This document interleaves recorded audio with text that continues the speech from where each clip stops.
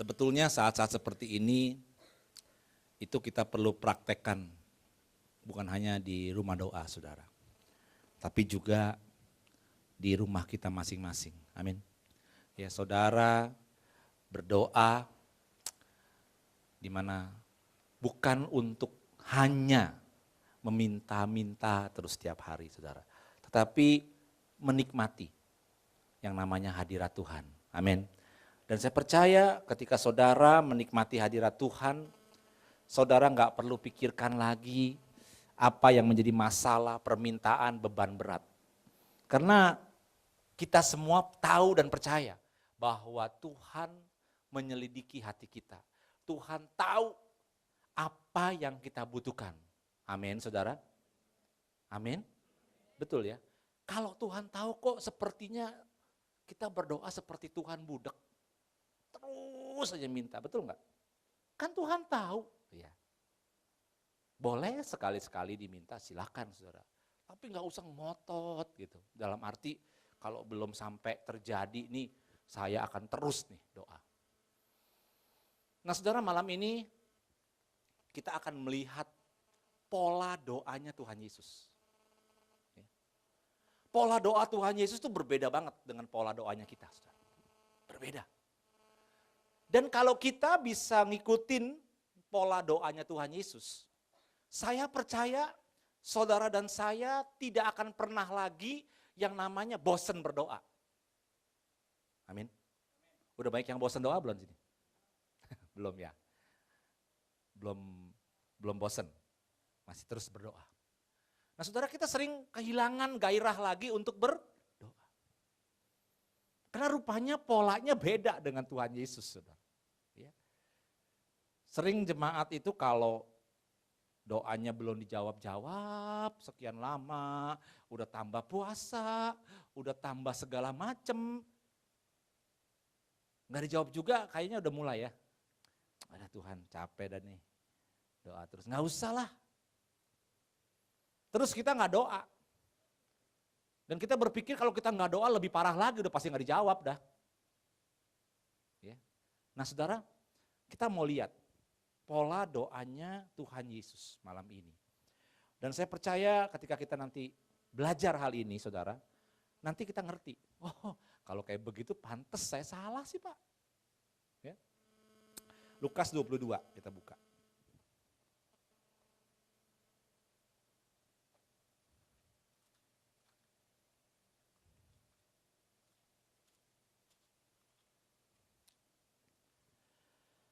Ayat yang ke-40 sampai 44 kita baca.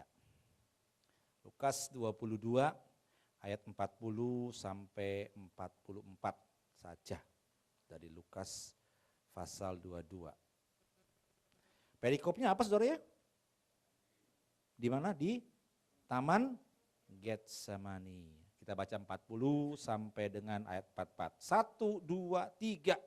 Setelah tiba di tempat itu, ia berkata kepada mereka, berdoalah supaya kamu jangan jatuh ke dalam pencobaan.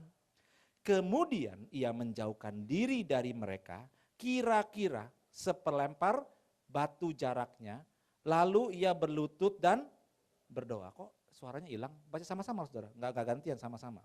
42, ya Bapakku, jikalau engkau mau, ambillah cawan ini daripadaku. Tetapi bukanlah kehendakku, melainkan kehendak-Mu yang terjadi. Maka seorang malaikat dari langit menampakkan diri kepadanya untuk memberi kekuatan kepadanya. Ia sangat ketakutan dan makin bersungguh-sungguh berdoa. Peluhnya menjadi seperti titik-titik darah yang bertetesan ke tanah. Saudara, di Taman Getsemani, itu taman di mana Tuhan Yesus bergumul untuk hidup dan mati. Saudara. Saat-saat yang paling kritis sebelum kematian Tuhan Yesus. Kalau seorang diketahui akan meninggal saudara, kira-kira saudara kira nih, doanya seperti apa ya? Bukan meninggal karena sakit, itu udah gak ada harapan namanya. Wah, Bapak ini kena kanker stadium 5 misalnya. Umurnya tinggal beberapa jam. Ya itu kita tinggal serahin aja, udah gak, namanya kan nggak ada harapan itu kan. Itu pun kita masih doa, Tuhan mujizat masih ada, mujizat masih banyak, Tuhan kau ajaib bagi, betul nggak? Begitu ya. Tapi kalau ini masalahnya bukan sakit saudara. Masalahnya belum akan dibunuh. Jadi bisa lari nggak? Bisa kalau mau, ya kan? Ini kritis. Saat-saat yang kritis. Pergumulan yang berat. Ya. Kalau saudara tidak bisa bayar kontrak rumah, maka entar malam akan datang para penagih dan akan datang preman-preman mengusir saudara dengan paksa. Pagi itu dapat pengumuman atau dapat berita seperti itu. Saudara doanya seperti apa pagi itu? Butakan Tuhan, ya kan? Udah mulai jahat.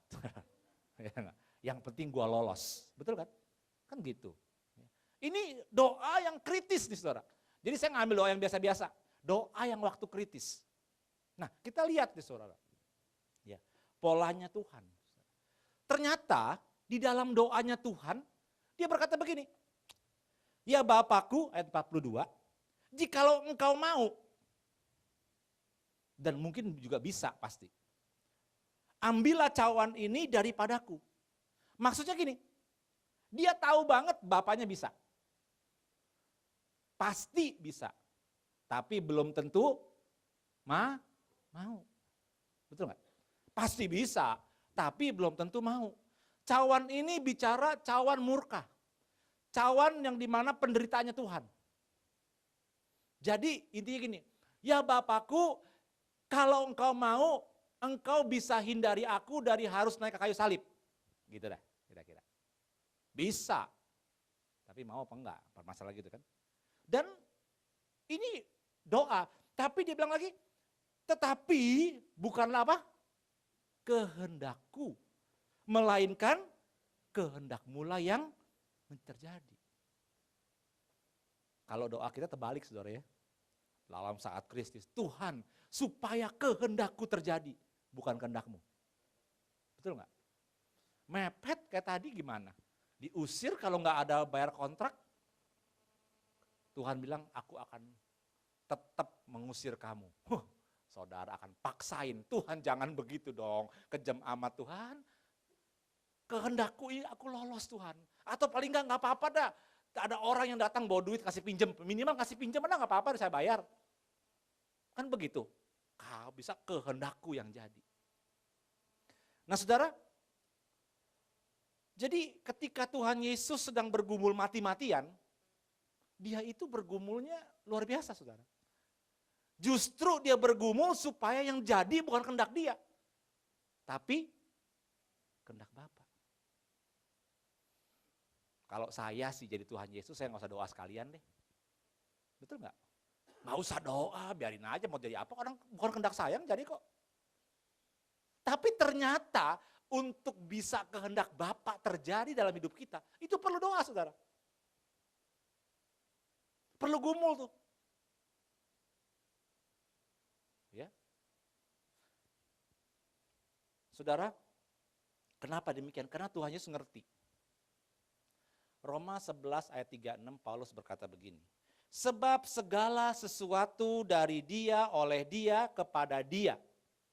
Dan bagi dialah kemuliaan sampai selama-lamanya. Jadi kalau lihat siklus hidup manusia mestinya sebab segala sesuatu termasuk saudara dan saya. Segala sesuatu asalnya dari dia. Bisa terjadi semuanya karena oleh dia. Akhirnya semua terjadi oleh dia, ujung-ujungnya untuk dia.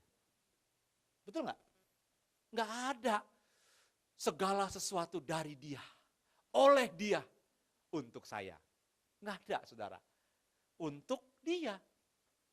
Jadi siklusnya mesti dari dia, oleh dia, kepada dia, dan bagi dia kemuliaan. Mesti begitu. Di dalam situ nggak ada aku. Nah saudara, tetapi akibat dosa yang melanda manusia, maka manusia berkata bahwa segala sesuatu dari aku, oleh aku, dan untuk siapa? Untuk aku pasti. Berubah, ya kan? Mesti dari dia, oleh dia kepada dia, sekarang dari aku, oleh aku kepadaku. Nggak heran ketika kita pun berdoa, kita pun sebetulnya sedang meminta kepada Tuhan supaya yang terjadi kehendak siapa? Kehendak saya. Betul ya? Ya ini, saudara. Saudara, siapa ya di sini yang sehari 3 kali lihat cermin? Enggak ada yang lihat cermin ya? Gimana nyisirnya, gimana bedakan? Pernah lihat cermin nggak? Ada cermin di rumah? Ada, ada yang nggak ada ya? Pakai spion. Saudara, kalau orang datang bercermin, saya mau tanya nih, cermin itu jalan apa diam dia? Yang nyamperin siapa?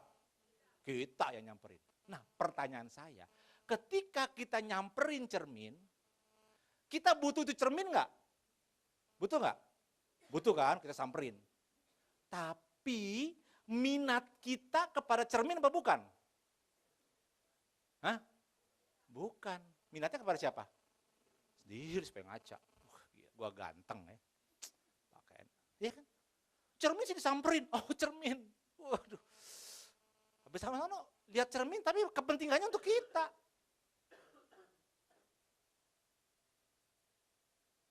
Doa kadang-kadang kayak orang lihat cermin nih saudara ya. Gua mau datang ke gereja nih. Wah gua rindu. Rindu apa? Rindu doa gua dijawab. Ya, itu sampai kayak ngeliat cermin. Datang nyamperin Tuhan, tujuannya kepentingan siapa? Kepentingan kita. Harusnya saudara datang ke gereja ngucap syukur. Karena Tuhan sudah memberikan saudara kepada saudara berkat-berkat dari hari Senin sampai hari Sabtu. Saudara mungkin belum bisa balas tuh. Lupa ngucap syukur, saking repot dapat multiplikasi dan promosi. Hari Minggu ucap syukur lah. Hari Rabu ya kayak tadi gitu, nggak usah minta apa-apa, ya, terima kasih. Ya. Tapi kita enggak, seperti orang ngelihat cermin saudara. Contoh lagi nih, contoh lagi. Saudara akan kedatangan family, mau nginep di rumah saudara. Kamar ada. Yang saya mau tanya nih ibu-ibu, langsung ngapain? Betul ya, bersih-bersih, semprot-semprot ruangan. Iya kan? Rapiin yang berantakan. Saya mau tanya saudara, saudara bersih-bersih, saudara rapi-rapiin, saudara semprot-semprot ruangan untuk kepentingan siapa ya? Supaya tamunya lebih nyaman? Supaya tamunya enak tidur? Jujur, kepentingan siapa? Kenapa kepentingan sendiri? Supaya dipuji. Gila rumah lu rapi ya. Hebat, wangi lu. Lo bener gak? Tamunya sama tidurnya. Ranjangnya saudara gak beli yang baru, enggak kan? Ya spraynya mungkin dicuci lah, ya kan?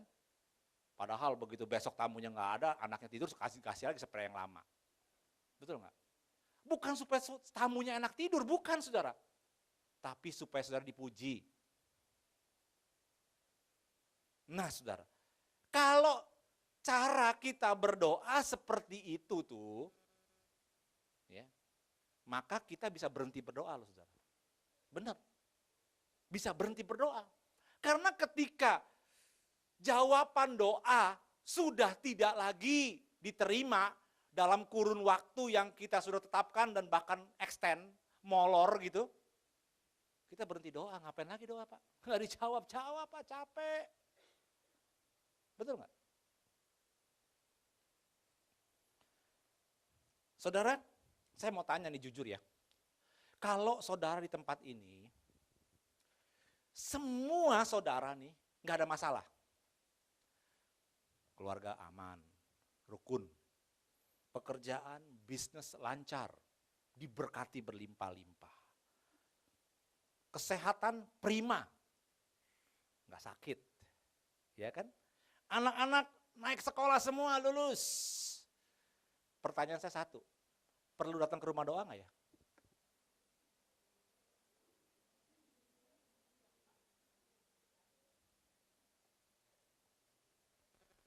Nggak perlu dong Pak, kan Bapak bilang, marilah kepadaku orang yang letih lesu dan berbeban berat. Saya nggak letih lesu Pak, seger begini Pak, nggak punya beban, saya nggak perlu datang. Betul nggak ya? Ya sebaliknya sama, ketika doa kita nggak dijawab, ngapain juga kita doa lagi? Ya berhenti aja. Iya kan? Nah saudara, itu pola kita saudara. Ketika kita doa, kita seolah-olah itu pertama mengevaluasi diri kita. Kenapa ya doa kita nggak dijawab? Ada usulan, kamu mesti ngaku dosa dulu. Jangan-jangan ada dosa. Iya. Ngaku dosa. Oh, Tuhan ampuni dosa. Masih belum dijawab. Tanya lagi Pak Pendeta, kenapa ya dosa? Oh, tambah puasa dikit lah. Iya, saya puasa deh. Saya puasa. Nggak dijawab juga. Oh, mungkin ini kamu belum kasih perpuluhan. Iya, ngasih perpuluhan. Oh, kamu mungkin sama istri belum rukun. Iya dah rukunin dulu. Belum jawab juga. Nah, kalau sudah selesai mengevaluasi diri sendiri, next step-nya, berikutnya adalah kita mengevaluasi Tuhan. Betul. Kenapa ya Tuhan gak jawab doa saya ya? Jangan-jangan Tuhan ini gak dengar. Atau jangan-jangan Tuhan jauh. Saya akan doa lebih kencang. Kalau perlu pakai mikrofon. Supaya kedengeran. Atau mungkin kalau siang Tuhan sibuk kali ya.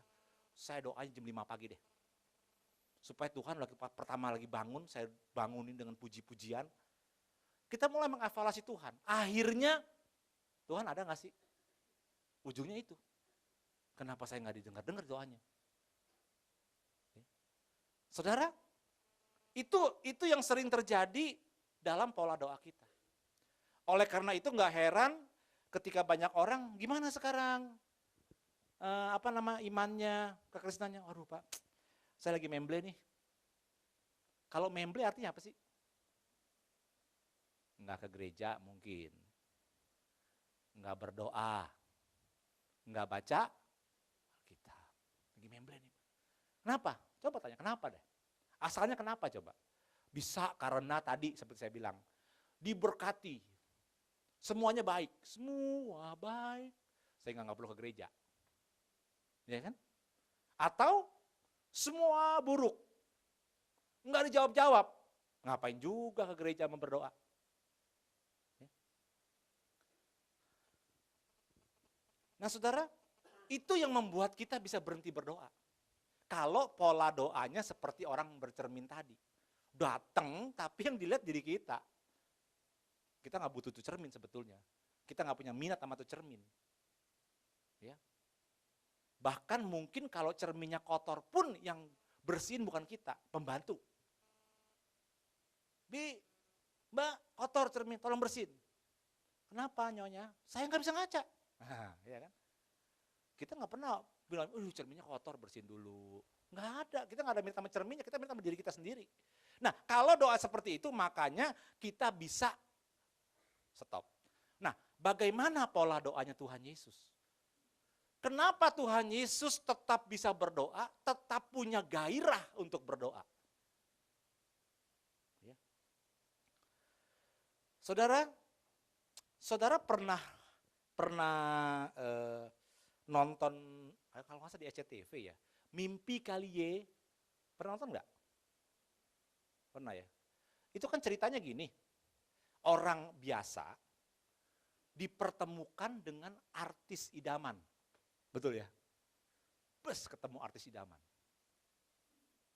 Saya kalau artis idamannya Dian Sastro. Istri saya bilang, apa bagus, apa cantik sih Dian Sastro? Ya jauh sama kamu, mah jauh. Tinggalnya maksudnya jauh, ya kan? Saya seneng, natural, misalnya gitu. Saya kalau ketemu Dian Sastro mungkin mau nanya jadi bingung sendiri.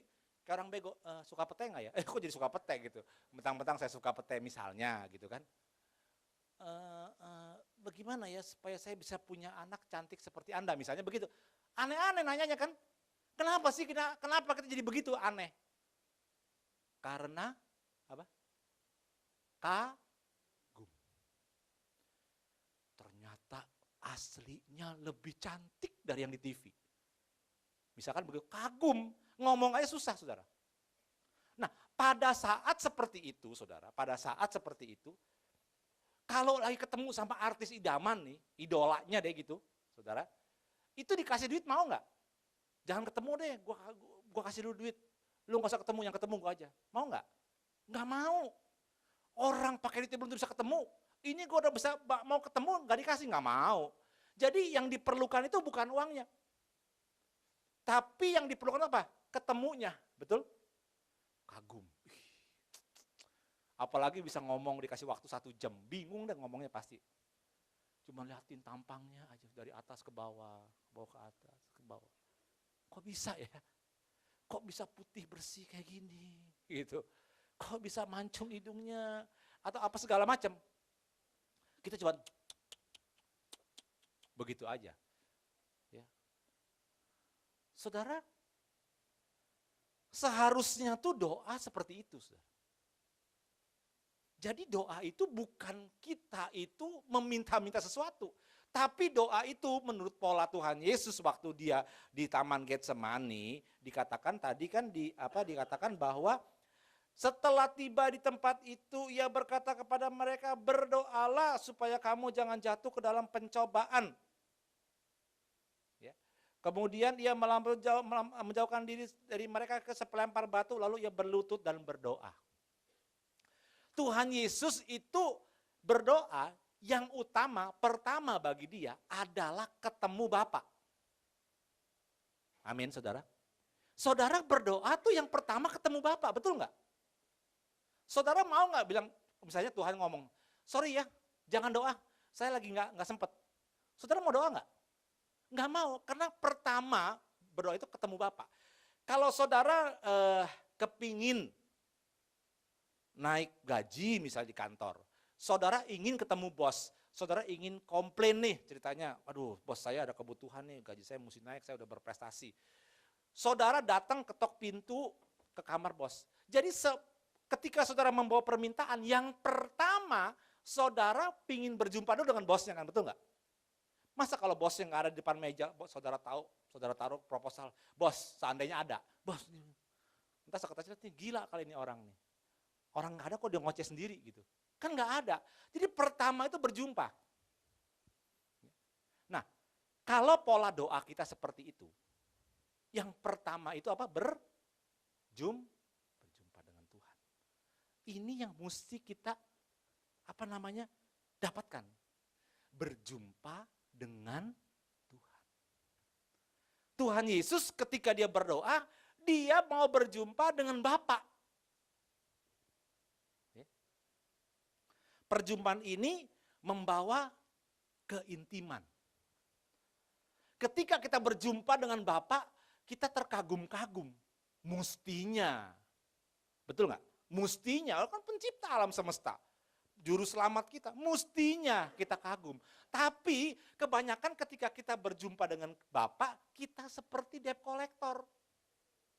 Tuhan, Engkau tahu aku harus berdoa kemarin Tuhan.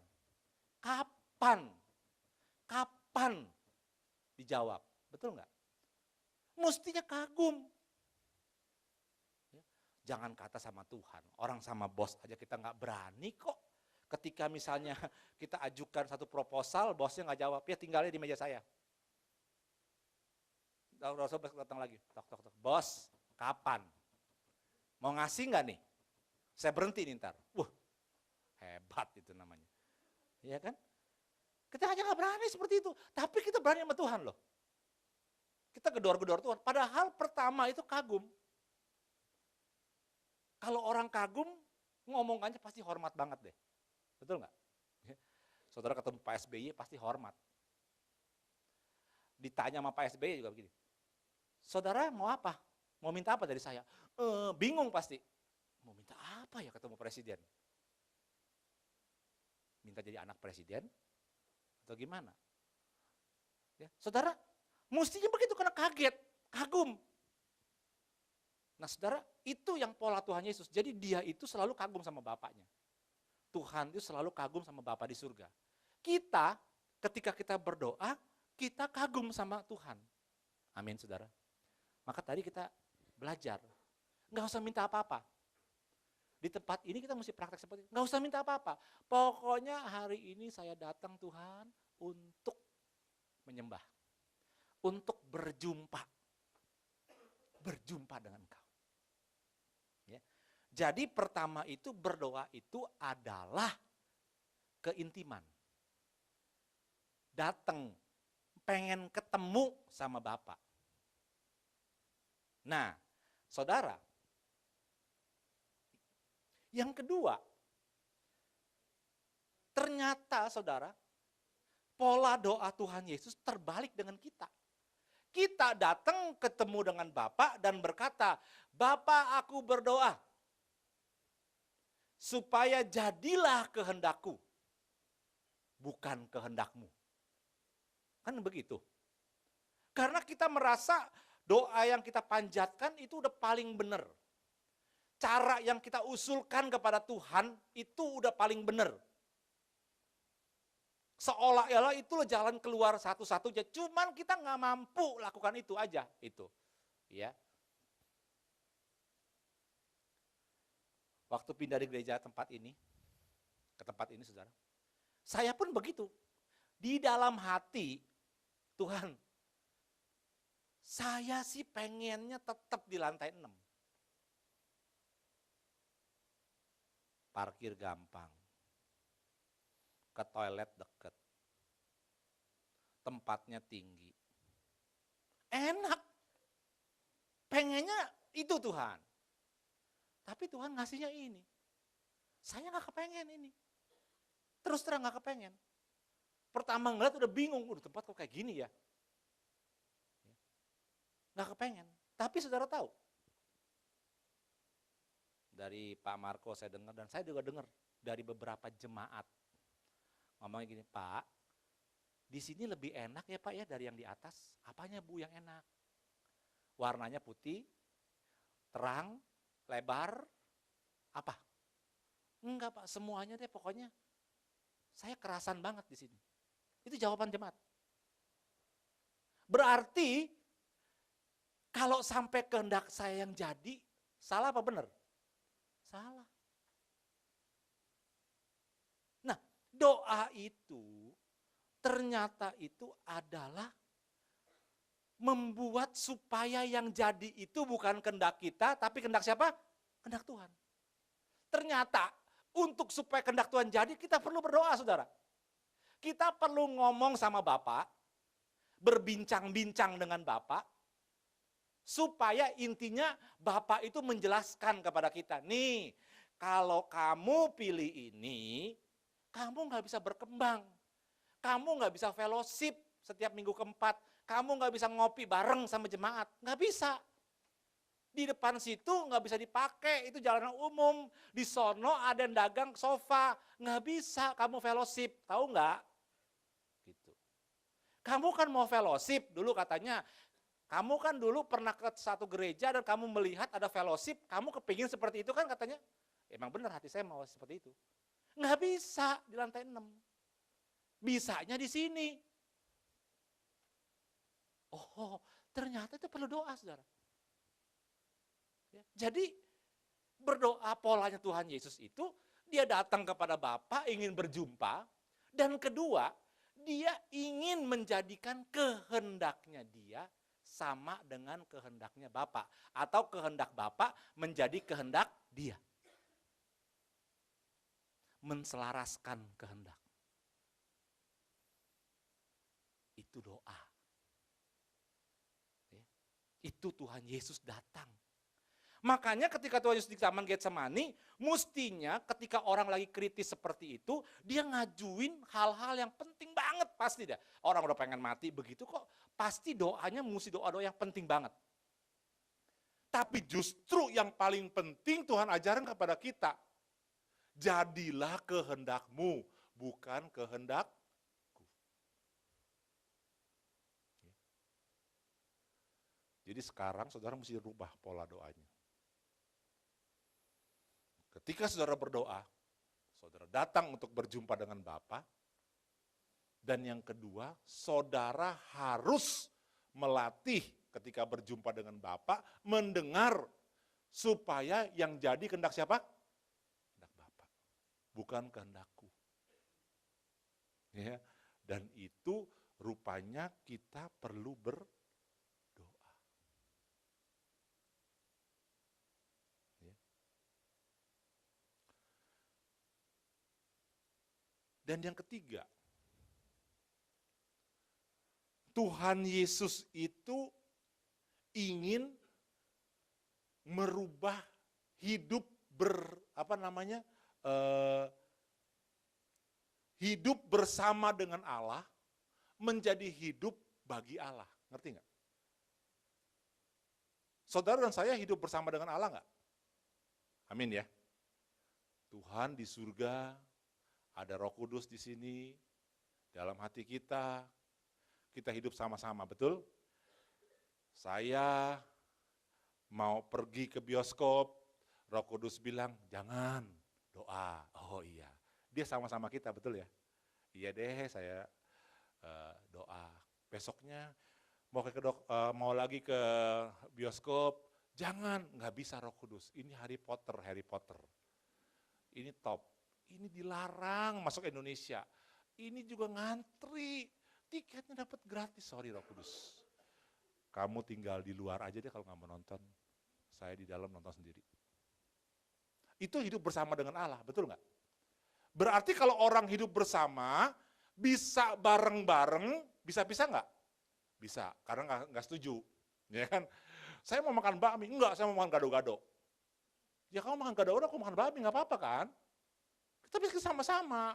Saya pesen bakmi, kamu pesen gado-gado, ya kan? Tapi tetap sama-sama, bangkunya sama. Ya kan? Nah, Tuhan Yesus merubah hidup bersama dengan Allah menjadi hidup bagi Allah. Kalau hidup bagi Allah, Allah kepengen gado-gado, kita makannya apa? Gado-gado juga. Allah kepengennya doa, kita nonton apa enggak? Enggak, doa. Ngerti ya? Jadi dari hidup bersama dengan Allah menjadi hidup bagi Allah.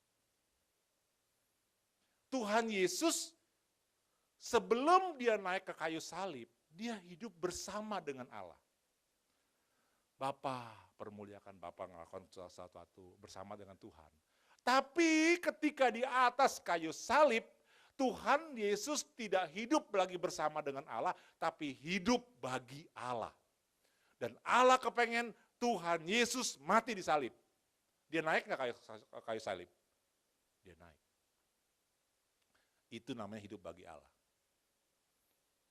Dan itu perlu doa.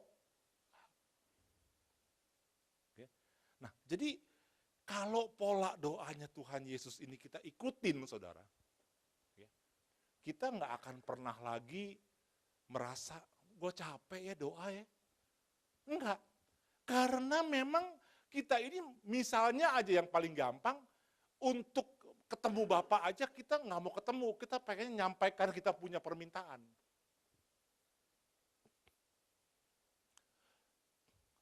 Saya dapat kabar dari penjaga menara di Sentul.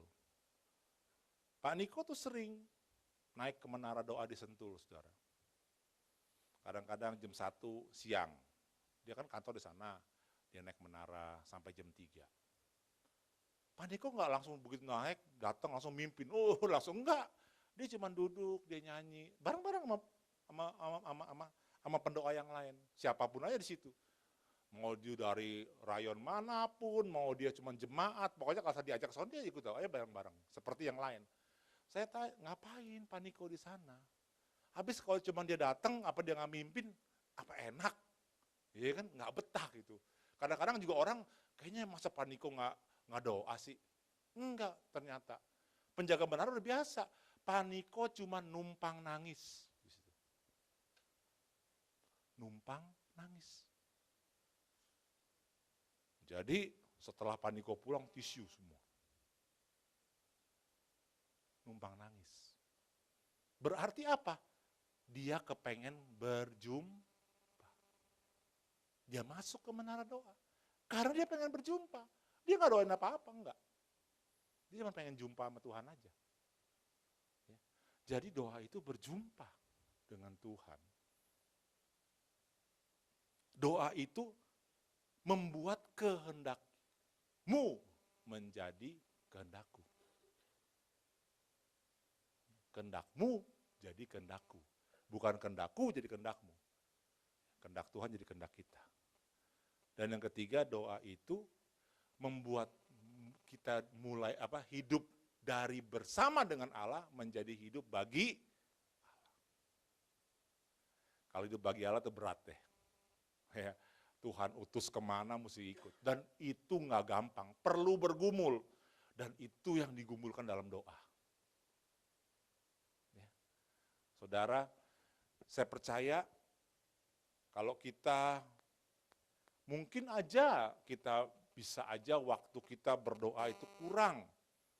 Tapi kalau kita hidup bagi Allah, ya, nggak ada masalah. Ketika buka mata, kita langsung bisa doa, Tuhan, bukakan mataku untuk melihat hal-hal yang luar biasa yang kau kerjakan.